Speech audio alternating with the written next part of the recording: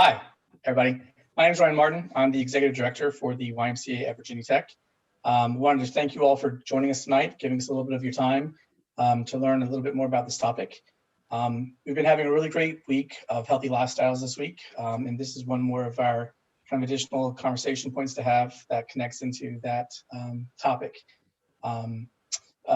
This is kind of be given to us by Be Smart, and it's really about the safety, the importance of the safety of gun storage in your households, and being aware of the need for that, not only for yourselves, but for visitors that you might have coming to your house as well.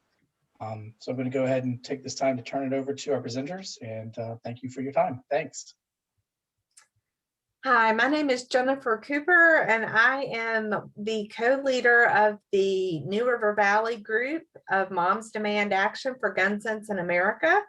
And we are sponsoring this tonight with our cohorts in Loudon from Loudon. And I'm going to turn it over now to Erica Daly. My name's Erica Daly, and I am the lead volunteer for the Be Smart program in Loudoun County in Northern Virginia. And Ryan did a great job of explaining what this was and setting it up. It's really Be Smart is a public safety campaign developed by Moms Demand Action for Gun Sense in America. And the reason that we get together and have these discussions is so that we can keep kids safe when it comes to guns. So I'm wondering, should we wait a few minutes to see if any other members join, or go ahead?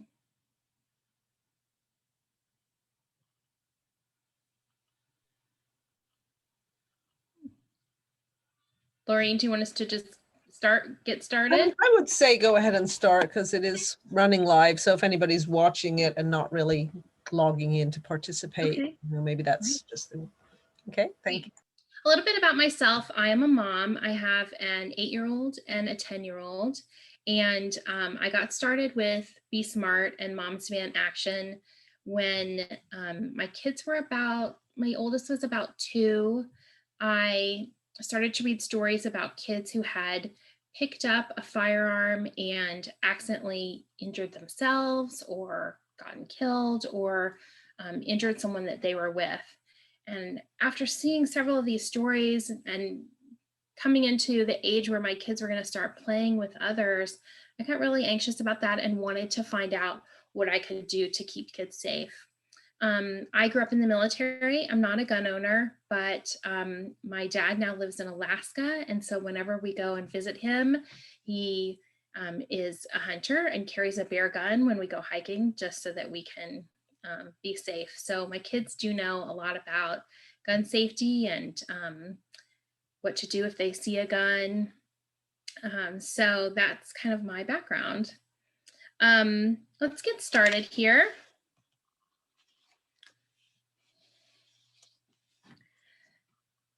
So firearms are the second leading cause of death in the United States of children. And as you can see here, almost 1,600 children under the age of 18 are killed with a firearm every year. Now, firearms are the second leading cause of death for American children, but the leading cause of death for Black children. And of these 1,600s, 53% of those are homicides. That's almost 800 children per year. And homicides are, you might think of mass shootings, and that is included in that.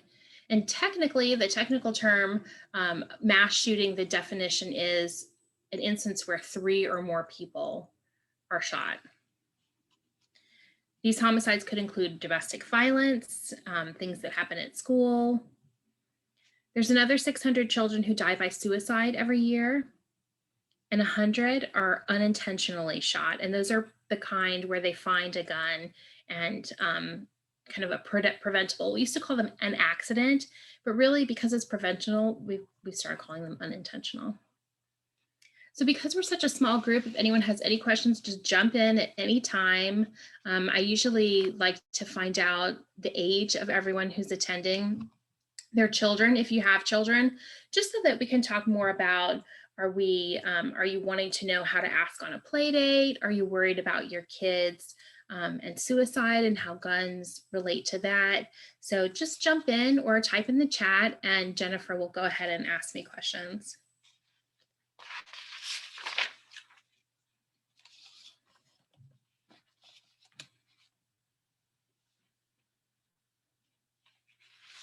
So we know that about 4.6 million US children live in a household where there's at least one loaded, unlocked gun. And that's out of 74 million children in the country. So about 16% of kids live in a home where a gun is unsecured. And while mass shootings and school shootings take up national headlines, the reality is that most kids who are killed or injured by a gun usually occurs in the home. And here we have a statistic about gunfire on school grounds. Most children who find a gun, take it to school, and either it's found or they use it, they have gotten that either from their own home or from a relative's home where they knew where the gun was.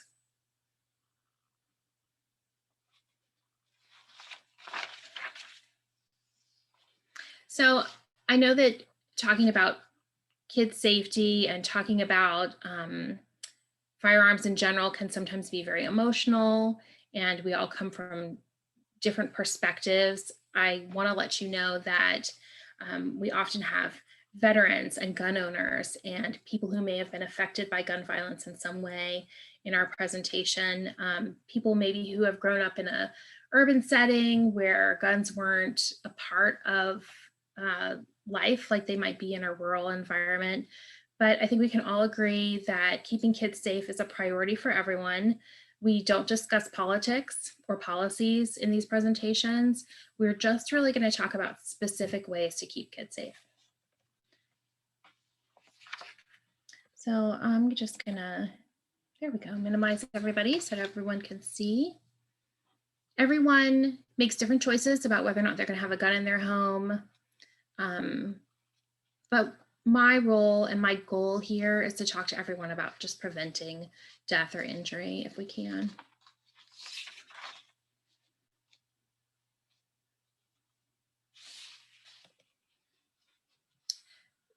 This slide has some headlines, and I don't really go into these, but I do want to kind of give some examples. A few years ago in Louisa, Virginia, a 4-year-old found a gun that was on a high shelf and killed his brother, who was 2. Those are the kinds of instances that we want to prevent. There are just lots of instances. I'm sure that you might know someone who has had an instance where someone was injured in their home, or they found a gun, or maybe a student who's committed suicide. So Be Smart is an acronym, and we're going to go through each of the letters in the acronym.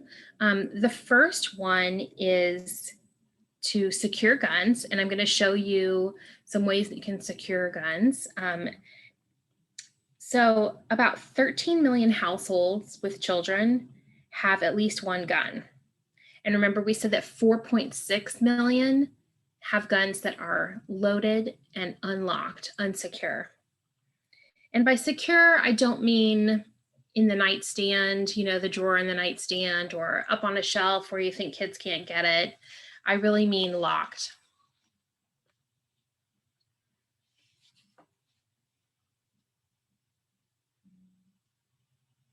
There was a study by a pediatrician's group, this second bullet here, that says that majority of households of kids who live in gun owning households knew where the gun was stored. And this study had like 300 families, and they asked kids whose parents had never shown them the gun. They thought that their kids didn't know that they even had guns. Something like 67% of the kids knew where the gun was and where they could find it, and knew that they had it even. And some alarming percentage, like 25 or 30% of those kids that knew had handled the gun without their parents knowing. So storing firearms is incredibly important.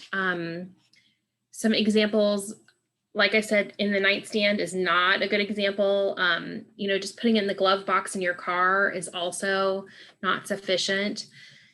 When I ask families if they stored their firearms safely, I expect them to be unloaded, and I expect the ammunition to be stored separately and also locked up. So here's some examples of ways to safely store your firearms. This is a cable lock. And what it does is, this has a key, but you can also get a combination. I personally favor different locks and safes that have combinations, because once you get a key, you have access to it. But this is a free lock. And this can go through either where the, like on a pistol, where the chamber is, or it can go in where a magazine goes. And it prevents the gun from either the magazine going inside or being fired. So a cable lock, these are like $5 on Amazon. You can also go in Blacksburg to your local police station, and they have gun locks that they will give you. Often when you're purchasing a firearm, they'll give you a gun lock. And the most common kind that you get when you purchase a firearm is called a trigger lock. So this is a combination. Hope you can all see this. Just if you just pretend that this is where the trigger is on a gun, one part goes into the trigger area. Oops, I did this backwards. It goes into the trigger area, and then you just lock it, and then you use a combination to take it out. So it prevents it from firing. This is Jennifer, can you let me know if you can't see any of these? This is— Yeah, you could hold them up just a little bit higher, maybe. Sure. This is a case that you can put a firearm in. This one has a combination. Again, you can get these with a key. I'll just open this up. It's padded. You could put a firearm in here. And it also, I'm not sure if you can see these holes. You can bolt this to your car or to that nightstand. A lot of people say that they want to have a firearm that's easily accessible, but this would secure it. And really the best kind of safety device to have in your home is called a biometric safe. And that's where you can program the adults in your home, their fingerprints into it. It takes 3 seconds, pops open, and then the gun is accessible. But that way, children or people, or like a thief, if that's what you're worried about, can't get your firearm. So those are the kinds of locks that we have. Like I said, in Blacksburg, you can go to the police station, and they have probably cable locks. These are the most popular kind. There's an organization called Project Child Safe, and they give away lots of free gun locks. So that's the most important thing you can do, is just securing your firearms, making sure that they're out of the reach of little hands and completely away. The next part of Be Smart is M for modeling responsible behavior. So the difference between Be Smart and the Eddie Eagle program, which is something that the NRA developed, is that Eddie Eagle really focuses on asking kids, don't touch something if you see it. Whereas we believe that it's the adult's responsibility to not leave firearms accessible. Don't put kids in a position where they're going to see or be able to access guns. So it's an adult's responsibility. My kids, like I said, are 8 and 10. So as I'm sure you know, if you have children, You don't just have one conversation with them about crossing the road or stranger danger. You have multiple conversations, and it changes based on the age of your child and what they can understand. So make sure that this is one of the things that you talk about. And of course, you want to teach them, if you see a gun, don't touch it. Tell an adult, even if it looks like a toy gun, don't touch it, just walk away.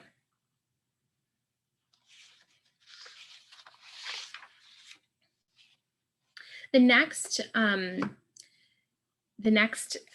of the acronym is asking, about guns in other homes. This is the part that makes people most nervous. And I still sometimes get a little fluttered when I have to ask. And sometimes I forget and I don't beat myself up over it.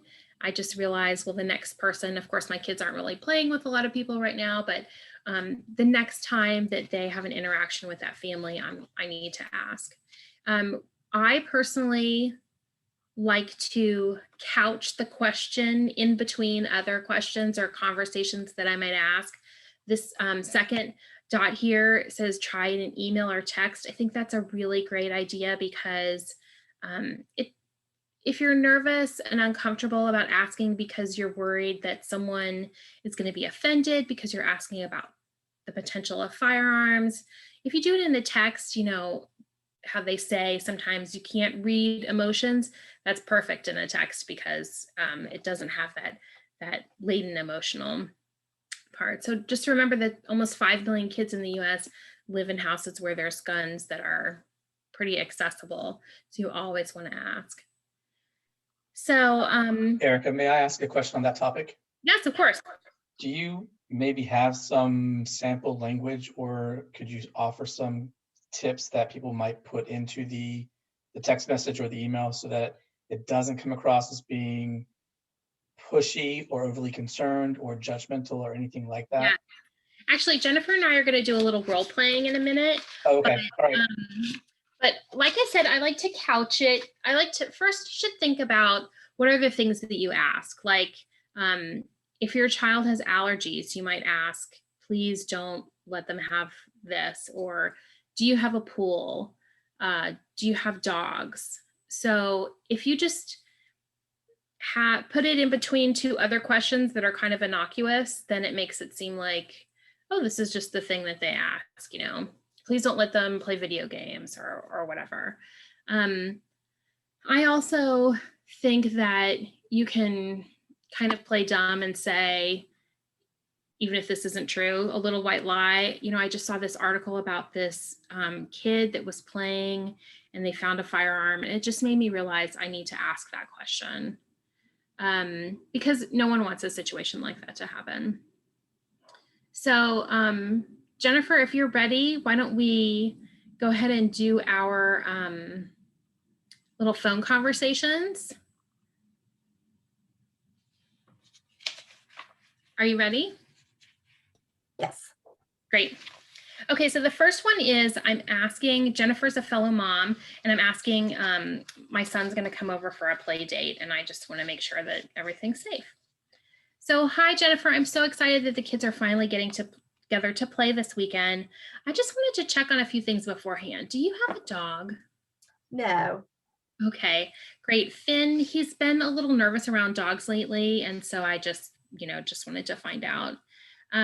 Just so you know, he doesn't have any allergies, and he's kind of a picky eater, so just don't worry about him. I'll feed him before he comes over.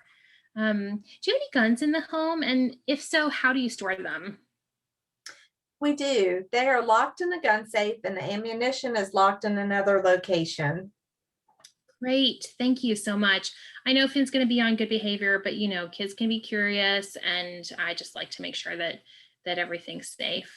So we're really excited. We'll see you Saturday. So another way that you can ask, someone shared this with me, and I think it's really smart, especially if you live in a rural area, maybe where a lot of people have firearms. Here in Loudoun County, even though part of it's rural, I live in the part that's not quite so rural. a lot of people carry service pistols because they work for the FBI, the CIA. And so there are a lot of people who have firearms. And so to just assume that they do have a firearm and say, oh, how do you store your firearms? Don't ask them if they do, just ask how they're stored, because that's really what you want to know and what you want to get at. Okay, we're going to do the second example. This is a real example, me going to visit my family in Indiana. So, hi, Aunt Jennifer. We're getting really excited about staying with you next month during the wedding. This is, of course, pre-pandemic. I just wanted to check to see if the kids' swimsuits were fitting, and I thought I should ask, did you put a gate on the pool? We can't wait to see you too. Yes, there is a gate. Oh, great. You know, I'm so excited to come. I just wanted to not have to worry about anything. I want to relax. I want it to be a little vacation for me too. And I was also wondering, I know Uncle David sometimes does some hunting.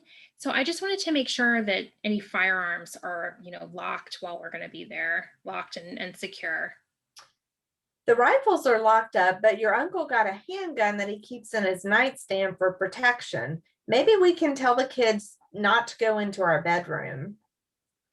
Wow, I'm so glad that I asked. The kids really are good listeners, but I just don't want to be nervous that they're going to go in there and stumble upon it.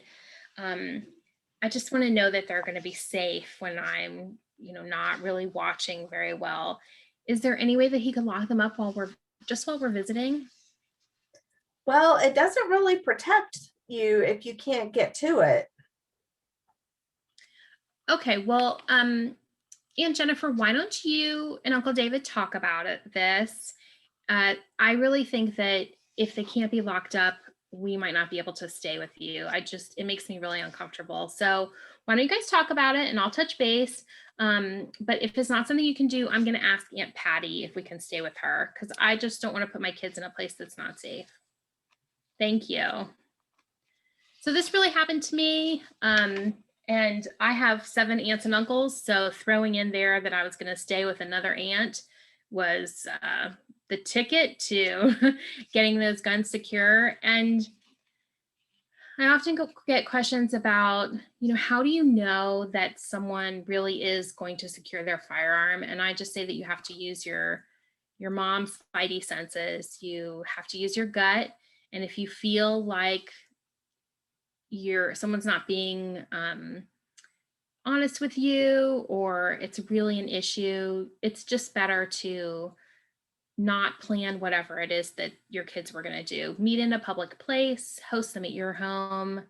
Another thing I do when I'm asking about play dates is I just offer up the things about my home. I just say, I know that Finn's going over to your house, but I just wanted to let you know, we eat peanut butter all the time here. So if there's allergies, that might be an issue. We do have a puppy. She's rambunctious.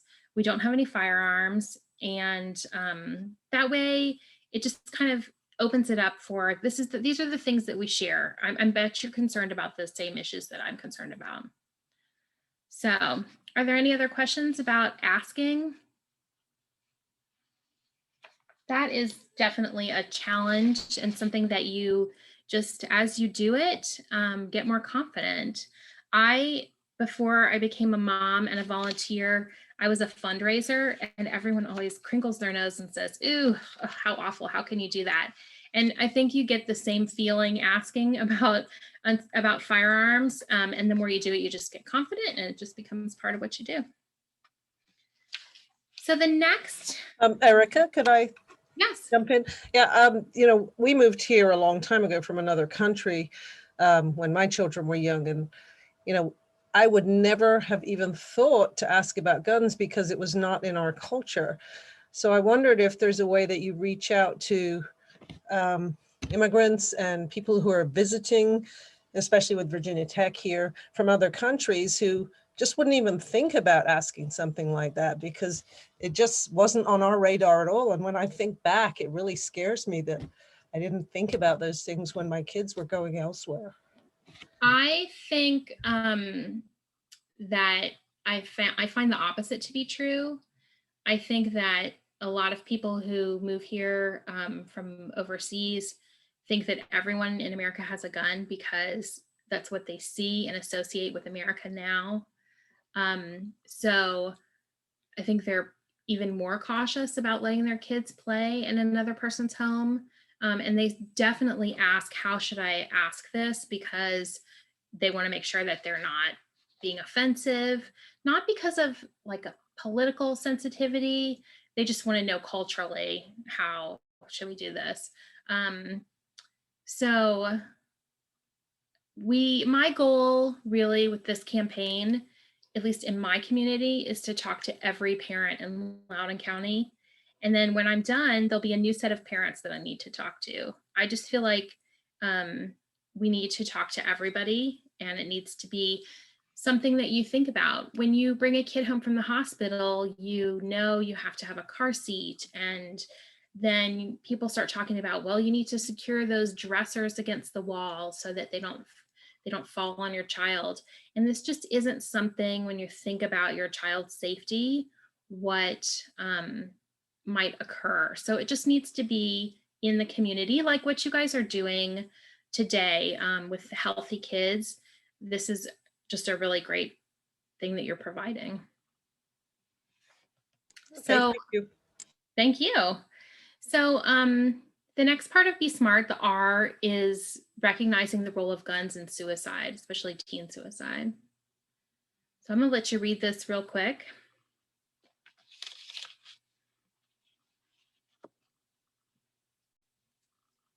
So most people who attempt suicide do not die unless they're using a gun, because it's so much more lethal than asphyxiation or an overdose or other ways that people may try to harm themselves. Using a gun, as it says, is almost 90% of the time effective. It has a much higher fatality rate. What I like to think of is that using a gun is like a very permanent solution to what might be a temporary problem, because a lot of people who are teens who try to commit suicide often do not try again. So again, the fatality rate of guns is a real issue here. So as your kids get older, if you have a gun in your home, and people have guns for lots of reasons, protection, hunting, they own a farm and need to protect their livestock. Some people inherit firearms, but you really might want to think about really increasing the security if you're going to have them in your home, or possibly even storing them somewhere else. You can get a security box and secure them like in, a bank vault security box, something like that, so that it's not in your home and it's just not a question of whether your kids can get to it, because of course they do figure out combinations and get keys, and they're much more able to find things.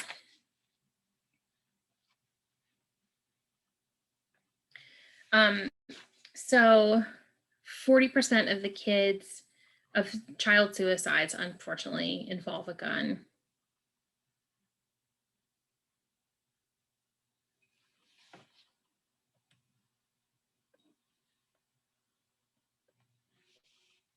And we have studies that almost 20% of teens think about suicide or have in the last year.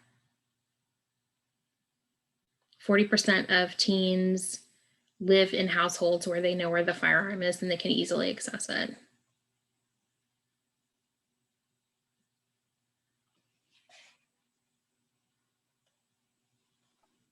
Erica, could I ask a question just about that previous slide? Of course. The 41% in households. So does that mean that there might be other teens living in households with a gun and they just don't know where they are? Or is it 40% kind of are aware that, hold on, I've messed this question up in my head and I don't know I'm asking anymore. That's okay. So this is really saying it's the easy access part. Okay.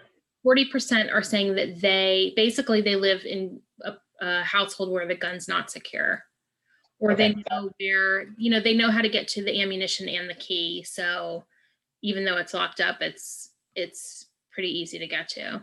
That was my question. Thank you for figuring that out. That's really a lot. And I think that a lot of people think, especially if firearms are a part of their life, they think, well, my child has handled a firearm. They know how deadly it can be. But teens are teens with their crazy moods and their hormones and their drama that happens just in life. So we think that they still need to be secured. Even if they're respectful when you're with them, that's not enough for all the time. So these are the Suicide Prevention Hotline, Trevor Project, and ways that people can get help if they're contemplating suicide. The last part, T, is really about having these conversations. We find that having law enforcement or military with us when we have Be Smart presentations is really effective. People really respect the experience that these people have being trained with the use of firearms. It's important to have the ask conversation when you're letting kids go over to another home. Just talk with your peers, have uncomfortable conversations with friends. How do you ask? Do you ask?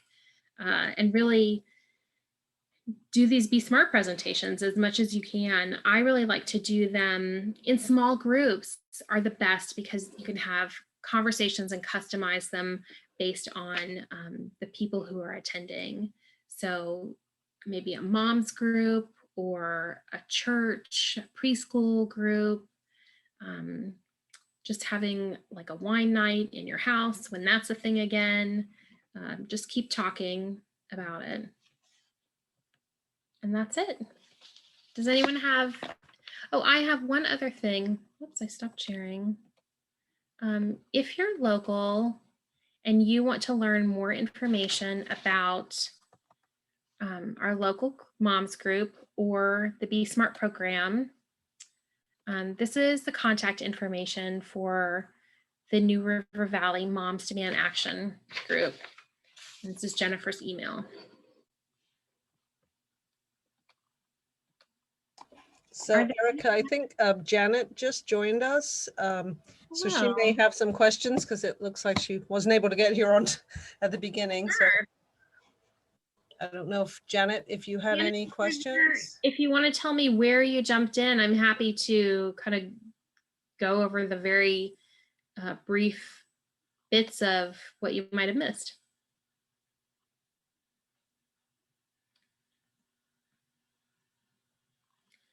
Were there anything that wasn't clear or that we think we need to build on? Anyone? I have a question kind of related to the model part, I think. Yeah. And it's sort of about having responsible conversations with your kids and letting them sort of become aware of the importance of gun safety. And how do you have that so it doesn't create a sense of like interest or curiosity? Yeah. Well, first of all, we used to talk about like the 4 main parts of gun safety. If you're handling a firearm, always know what you're pointing at. Always know what's behind what you're pointing at.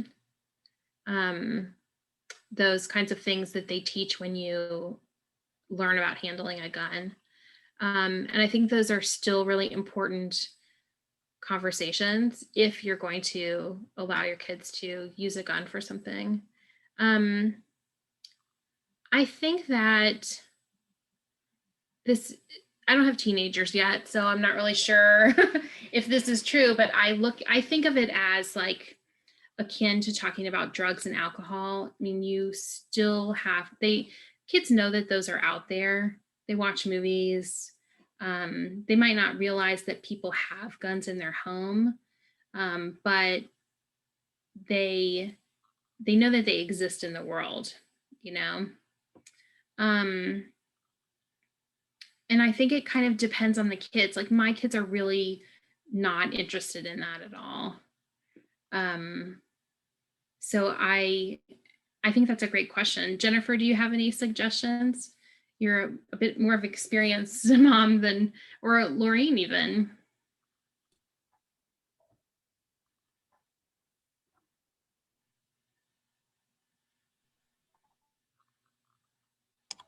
Jennifer, it looks grown. They're 26 and almost 22, and when they were mates and things like that, and even when they were teenagers, a lot of these shootings had not happened that have made us all so hyper aware, or many of us so hyper aware of the need for it. So I did not deal very much with it. I didn't, yeah. And maybe Laureen would have some better answer. Yeah, as I said before, I did not even think about this until much later, because my kids are a little bit older than Jennifer's. And so coming here, we didn't move here till 28 years ago, when it wasn't the hot button topic, and it just never occurred to me. So, I guess in many ways we were lucky.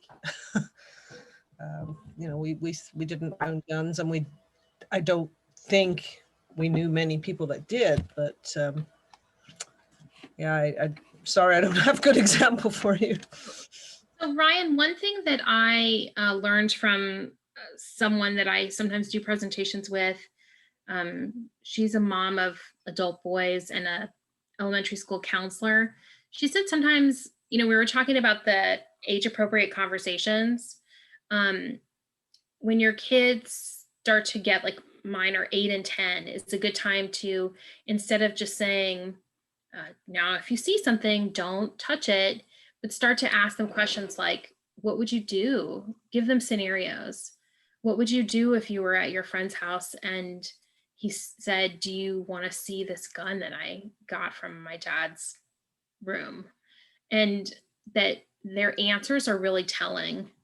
They might, first of all, give you something that you don't want to hear, like, well, I would first look to see if it's really a real gun or a toy gun, or they would say, well, there was this one time when something like that happened. So it just opens up conversations, and you can learn kind of about the experiences that they've had or things that they're concerned about.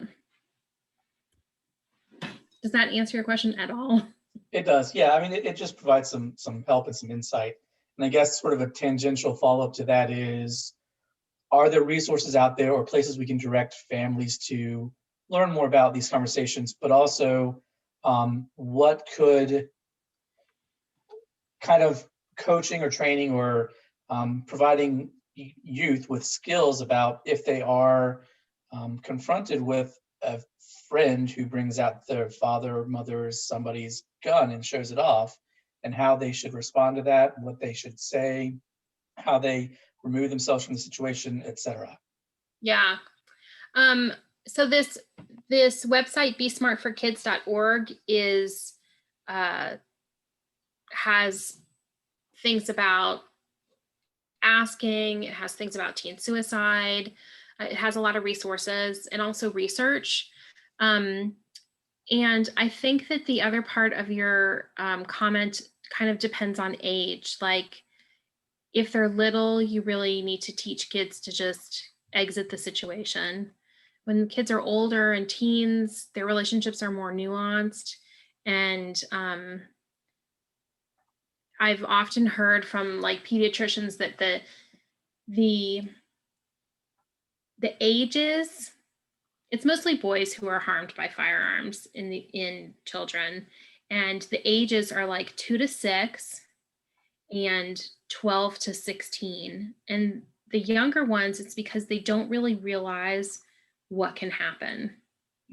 The older ones, it's more about macho and bravado, and oh, you know, I can be cool under these peer situations. So you always want to talk with your kids, whether it's firearms or like some other uncomfortable situation, how they can get out of it, how they can connect with you and you can pick them up, or how to kind of diffuse those things. And I think, I don't have a lot of experience with this, but people often ask too, when we talk about like school shootings or knowing when it comes to teens that someone has access to a firearm, kids feel like, well, should I say something and get them in trouble? Because maybe nothing's really going to happen. I don't know the answer to that. I haven't crossed the teen bridge yet, but I think the more open conversations you can have, the better. That makes sense. Thank you. Sure. So I hope this was helpful. I see Janet and Mindy, if you have any questions or anything I can give you some more information. Erica, Janet is asking about AR weapons, and she said, would it be possible to show what happens when an animal or person is hit with an AR weapon? I can't believe anyone would support ownership of one if they saw the devastation. And I was just typing in the chat, but I'll just say we don't have any slides like that as part of the Be Smart presentation. I personally certainly agree with you, but we don't have any slides like that. Erica, is there anything you would say to address that?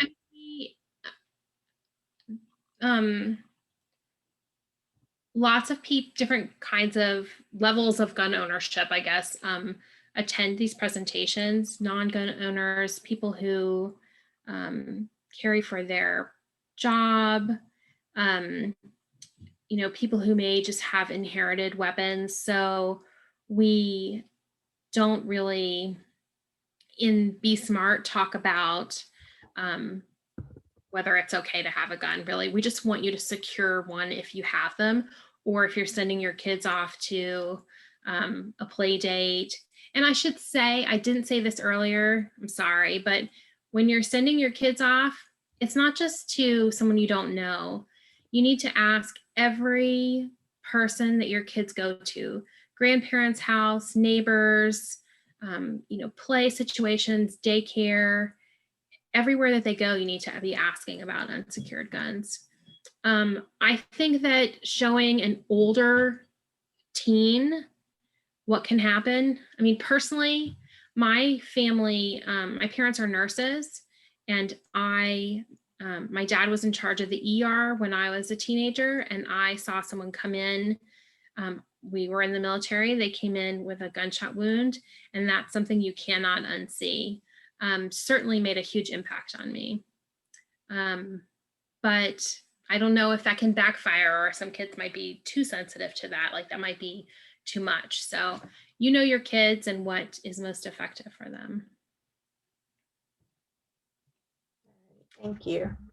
Mindy, do you have any questions or anything? No, sorry, it's chaos in my house as usual. I'm scratching at the door, so I totally get it. No, but I don't have any questions. Thank you. Okay, fantastic. Well, that's all I have. I think it's a great resource to have this. And I think that, we'd certainly do well to get the information to parents. Because, yeah, I think, again, the difficult, probably the most difficult one, I think, is the ask. Yeah, absolutely. And I'm sure that's everybody's, because you just don't want to be that person. And, especially when your kids are trying to fit in and things like that. So I don't want to speak for Jennifer, but the way we're usually structured is communities, because each community is unique and has its own challenges and resources. Each community usually has its own kind of Be Smart person. So that is something on her team. It would be great to have someone who can do these presentations in your community. More of them to talk to every one of those parents. So if there are people watching this later who are interested in that, Jennifer, it's this information that's on the screen now? Yes, they can contact me directly, or the website for Be Smart for Kids is quite good. It has a lot of the information. But anybody that's interested in volunteering or being more involved in gun violence prevention can contact me, and we definitely can find a place for them in our group. Great, thank you. Thank you all for allowing us to do the presentation. I appreciate Erica jumping in from Loudon, since we don't currently have a Be Smart person to do the presentations locally here. So she was gracious enough to do this for us, which worked, of course, virtually. So, and we appreciate the Y allowing us to do it and focusing on healthy lifestyles. Thank you very much. Our Sure, Y thank you. is not doing anything as exciting as this, so I'm going to send them your information. Well, we really appreciate it. Thank you for reaching out to us. I think this is a really important topic. I'm sure that everybody can agree that keeping our kids safe is really a top priority for both families and communities. So we're happy to get this information out there to really help educate individuals about how they can really safeguard their kids and really make sure that we have a really safe environment for them to grow up and to kind of experience life and explore who they're going to become. Thanks again for sharing this information. Really, really appreciate it. Thank you.